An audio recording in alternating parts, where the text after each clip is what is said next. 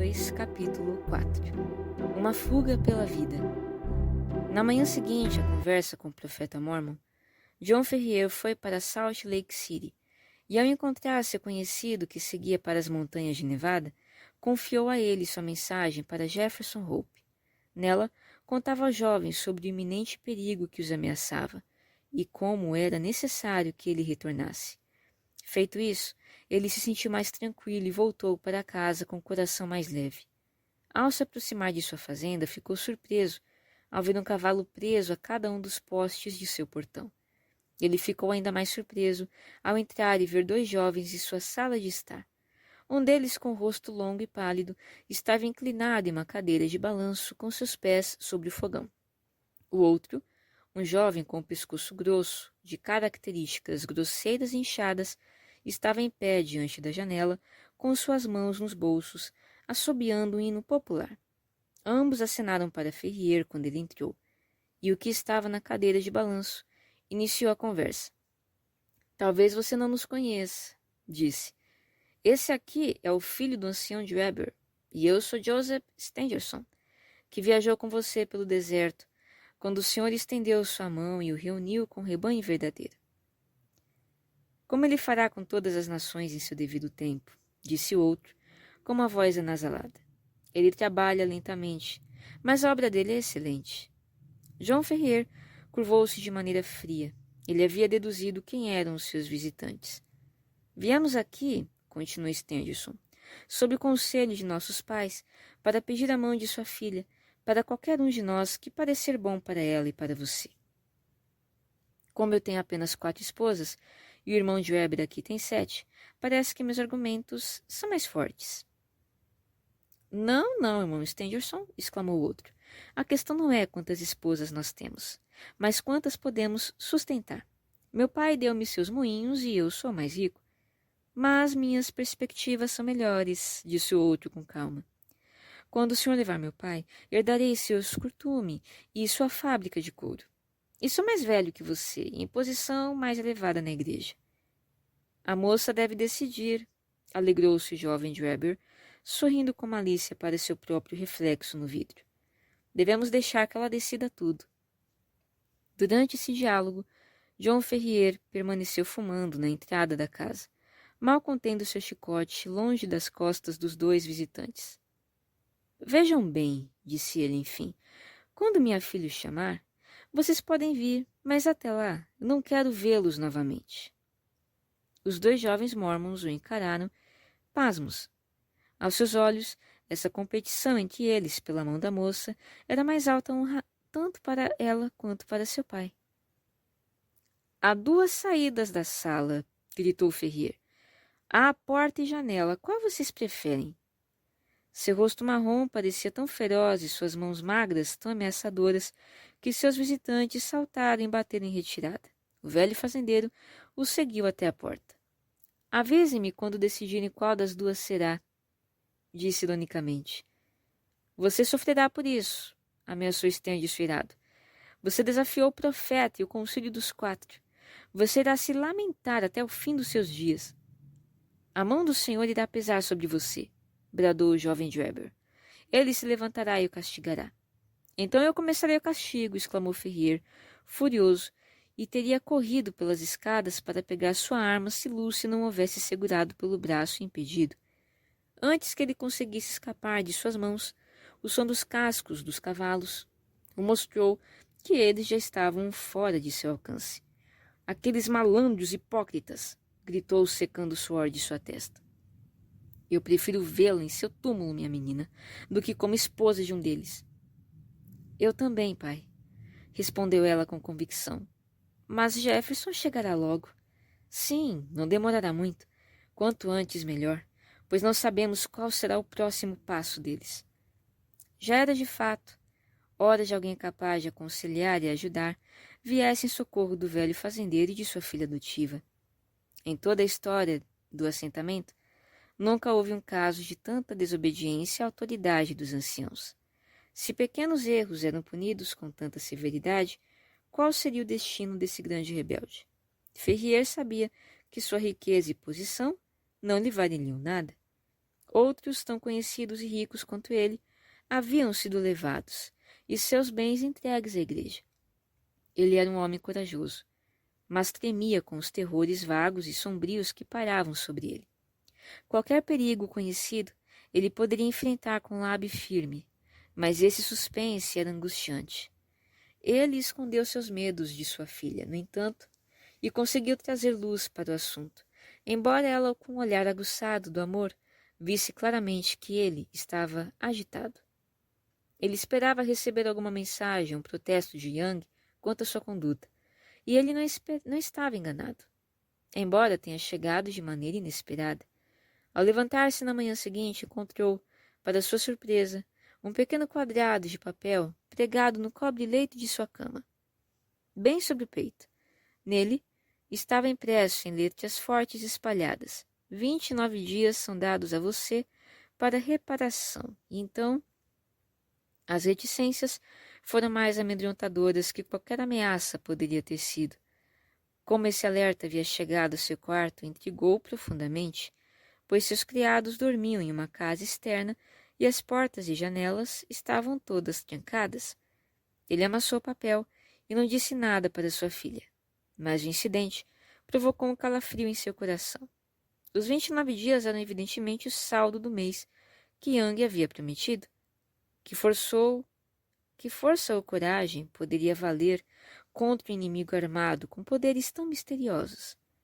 A mão que havia prendido aquele alfinete poderia tê-lo golpeado no coração, e ele nunca saberia quem o havia matado. Na manhã seguinte, ele ficou ainda mais abalado. Eles se sentaram para o café da manhã, quando Lucy, com um grito de surpresa, apontou para cima. No centro do teto estava rabiscado, aparentemente com um graveto queimado, o número 28. Para a filha, que era ininteligível, e John não explicou. Naquela noite, ele se sentou com sua arma e ficou vigiando e em guarda. Ele não viu e não ouviu nada, mas mesmo assim de manhã, um grande número 27 havia sido pintado do lado de fora de sua porta.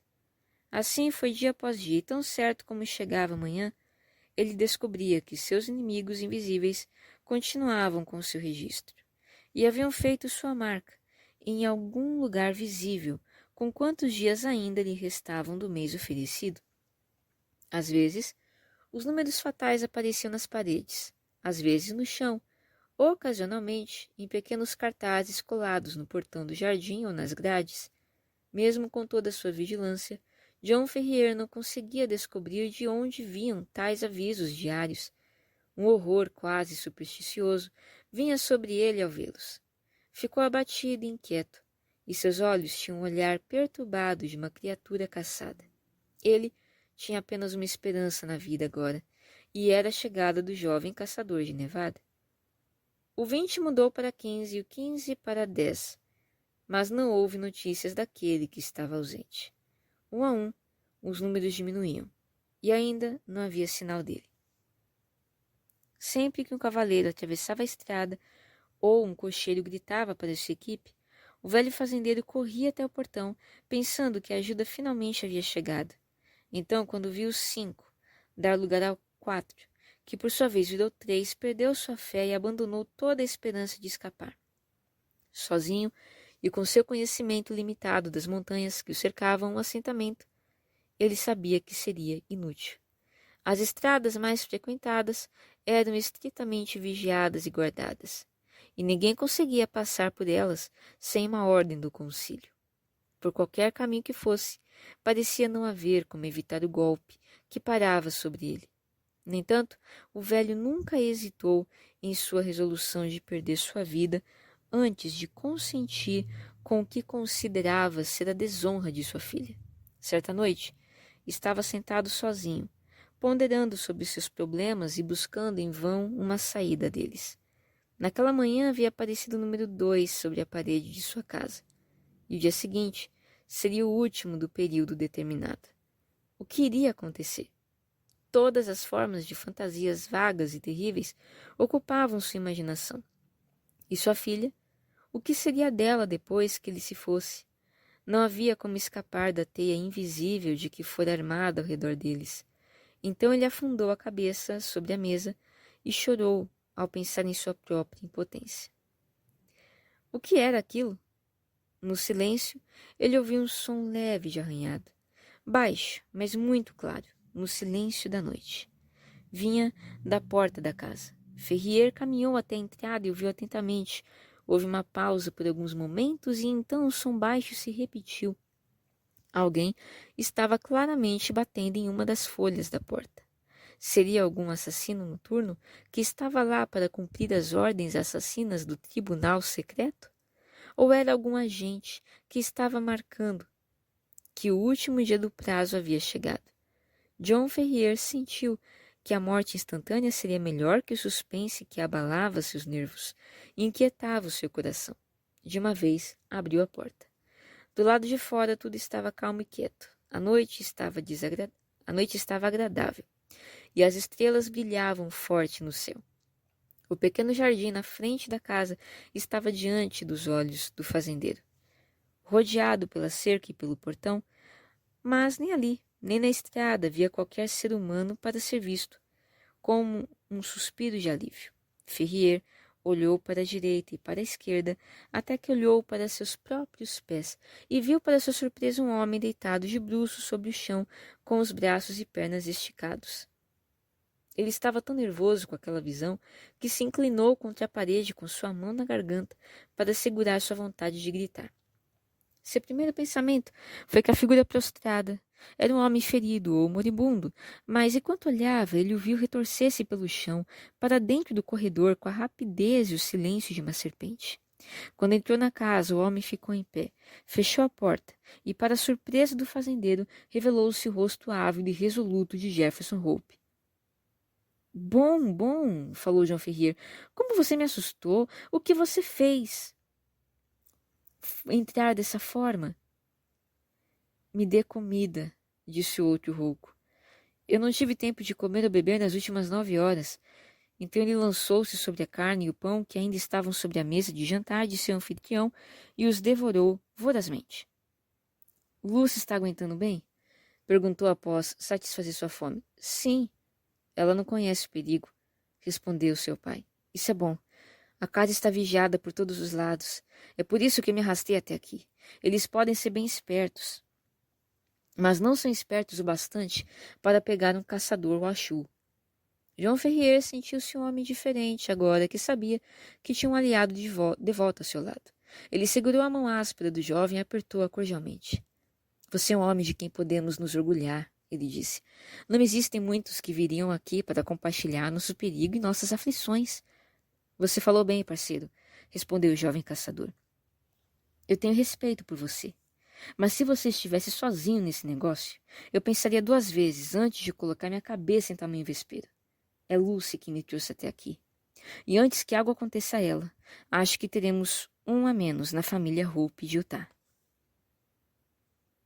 O que faremos? Amanhã é seu último dia. E a menos que você esteja pensando em agir esta noite, você está perdido. Tem uma mula e 2 cavalos esperando no desfiladeiro da águia. Quanto dinheiro você tem? $2.000 em ouro e 5 em notas. Isso é bastante. Eu tenho pouco mais para acrescentar a isso. Devemos ir para a cidade, Carson, pelas montanhas. É melhor você acordar Lucy. E é bom que os criados não durmam na casa. Enquanto Ferrier se ausentou, preparando sua filha para a jornada que se aproximava, Jefferson Hope embrulhou todos os alimentos que conseguiu encontrar em um pequeno pacote e encheu um jarro de pedra com água, pois ele sabia, por experiência, que os poços nas montanhas eram escassos e espalhados. Mal havia acabado suas arrumações quando o fazendeiro retornou com sua filha, vestidos e prontos para sair. O cumprimento entre os amantes foi caloroso, mas breve, pois os minutos eram preciosos e havia muito a ser feito. Devemos partir logo, anunciou Jefferson Hope, falando em uma voz baixa, mas resoluta, como alguém que reconhece a grandeza do perigo, mas que protegeu seu coração para enfrentá-lo. As entradas da frente e dos fundos estão vigiadas, porém com cuidado. Talvez consigamos passar pela janela lateral e pelos campos. Quando chegarmos à estrada, estaremos apenas a poucos quilômetros do desfiladeiro, onde os cavalos estão esperando. Ao raiar do dia, já estaremos na metade do caminho pelas montanhas. E se formos parados? Perguntou Ferrier. Hope tocou no revólver que estava na frente de sua túnica. Se forem numerosos demais para nós, levaremos 2 ou 3 conosco, falou com um sorriso sinistro. As luzes da casa haviam sido apagadas e da janela escura, Ferrier olhou para os campos que haviam sido seus e que agora estavam prestes a abandonar, para sempre. Já havia se preparado há muito tempo para esse sacrifício, e pensar na hora e na felicidade de sua filha superava qualquer arrependimento de sua fortuna arruinada. Tudo parecia tão feliz e em paz. O sussurro das árvores e o arranhar silencioso do trigo, que era difícil perceber que o espírito da morte estava sobre tudo. Ainda assim, o rosto pálido e a expressão firme do jovem caçador demonstrava que em sua chegada à casa ele havia visto o suficiente para satisfazê-lo em seu pensamento. Ferrier carregava sacolas de ouro e cédulas. Jefferson Hope tinha os suprimentos e a água, enquanto Lucy carregava um pequeno pacote contendo alguns de seus bens mais valiosos. Abrindo a janela lentamente e com muito cuidado, eles esperaram até que uma nuvem negra encobrisse a noite, e então, um por um, passaram pelo pequeno jardim. Sem respirar e agachados, tropeçaram e encontraram um abrigo na cerca, que contornaram até chegar à fenda, que se abria para os campos de milho. Haviam acabado de chegar a esse ponto quando o jovem agarrou seus 2 companheiros e os arrastou para a sombra, onde ficaram em silêncio e tremendo. Foi algo bom que o treinamento de Jefferson Hope no campo lhe houvesse dado os ouvidos de um lince. Ele e seus amigos mal haviam se abaixado quando o pio de uma coruja da montanha foi ouvido a poucos metros deles, o que foi imediatamente respondido por outro pio a uma pequena distância. No mesmo momento, uma vaga figura, sombria, emergiu da brecha por onde eles iriam passar e emitiu sinal melancólico de novo, e um segundo homem surgiu da escuridão. Amanhã, meia-noite, disse o primeiro que parecia estar no comando, quando o pássaro cantar 3 vezes. Tudo bem, respondeu o outro. Devo dizer ao irmão de Weber? Passe para ele, e dele para os outros, 9 e 7. 7 e 5, repetiu o outro, e as 2 figuras se afastaram em direções diferentes. Suas palavras finais, evidentemente, tinham sido alguma forma de sinal e resposta. No instante em que seus passos desapareceram ao longe, Jefferson Hope ficou em pé e ajudou seus companheiros a atravessarem a brecha, liderando o caminho pelos campos em toda velocidade, apoiando e quase carregando a garota, quando sua força parecia falhar com ela. Depressa, depressa, falava de vez em quando. Estamos passando pela linha de sentinelas. Tudo depende da velocidade. Depressa. Quando chegaram na estrada, progrediram rapidamente. Eles encontraram alguém apenas uma vez, e então conseguiram entrar em um campo e assim evitar serem reconhecidos. Antes de chegarem à cidade, o caçador infiltrou-se em um caminho estreito e acidentado que levava às montanhas. 2 picos escuros e irregulares pairavam acima deles pela escuridão, e o desfiladeiro entre eles era o cânion, águia, no qual os cavalos os esperavam. Com um instinto infalível, Jefferson Hope abriu caminho entre as grandes rochas e ao longo do leito de um córrego seco até chegar ao ponto mais distante, protegido por pedras onde os fiéis animais haviam sido colocados. A garota foi colocada sobre a mula e o velho Ferrier em um dos cavalos, com seu saco de dinheiro, enquanto Jefferson Hope conduzia o outro pelo caminho íngreme e perigoso. Era uma rota confusa para qualquer um que não estivesse acostumado a enfrentar a natureza e seu humor selvagem. De um lado, um grande penhasco se elevava a 300 metros ou mais.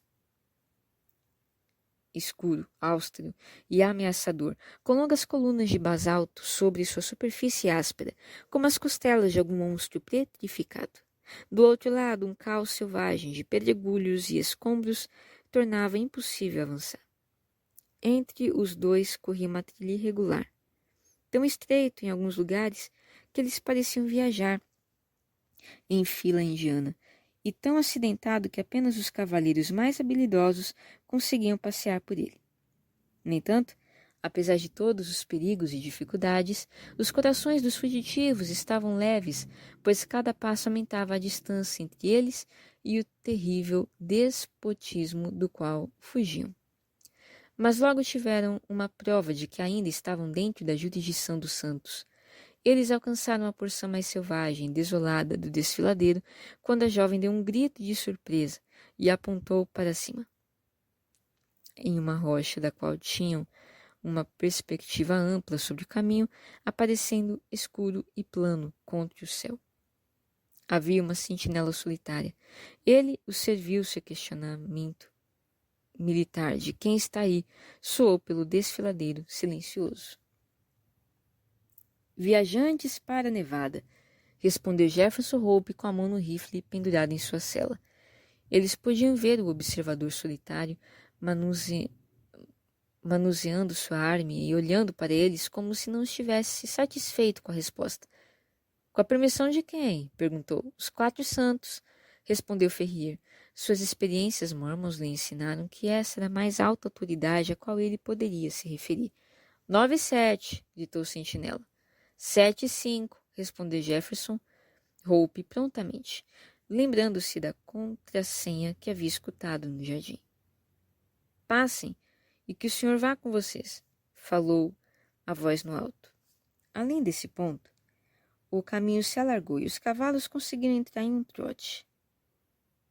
Olhando para trás, puderam ver o observador solitário apoiando sua arma. E sabiam que haviam passado pelo mais afastado posto de vigia do povo escolhido e que a liberdade estava diante deles.